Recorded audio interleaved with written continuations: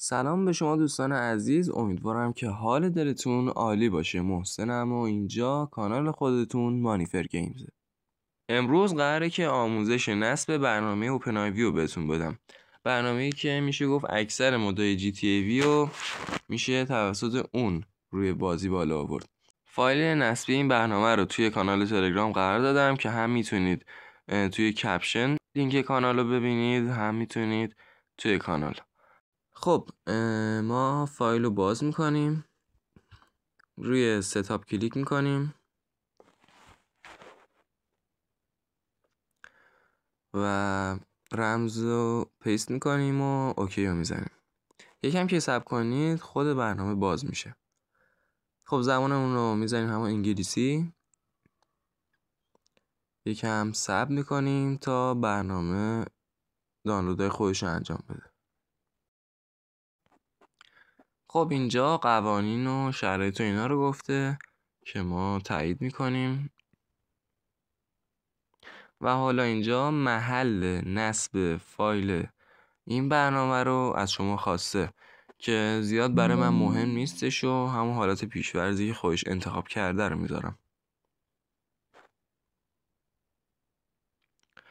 حالا صبر میکنیم تا دانلود برنامه خودش پیش بره. خب با این پیغام که مواجه میشیم یعنی اینکه برنامه ما نصب شده. میایم بیرون و دنبال برنامه میگردیم و بله این پایینه، اوپن آی وی. کلیک میکنیم روش و همچین صفحه ای باز میشه که ما بازیمون جی تی ای وی و ویندوزه. روی ویندوز میزنیم.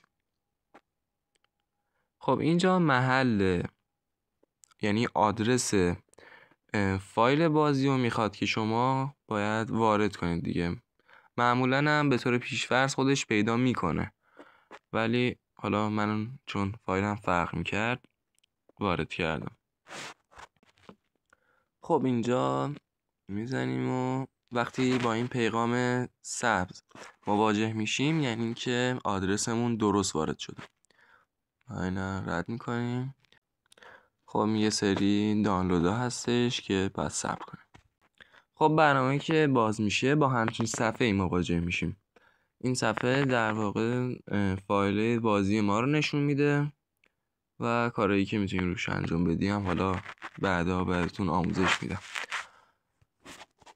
و ادیت مود گزینه‌ای که وقتی اونو بزنید برنامه به شما دسترسی اینو میده که توی فایل بازی تغییرات ایجاد کنید که مثل همین دانلود مود و اینجور چیزاست.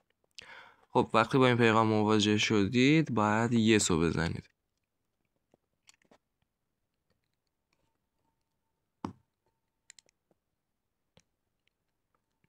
خب وقتی یس رو زدید یه همچین پوشه‌ای برای شما باز میشه و کار بعدی این که باید بکنید اینه که روی گزینه ASI Manager کلیک کنید که همچین تصویری داره.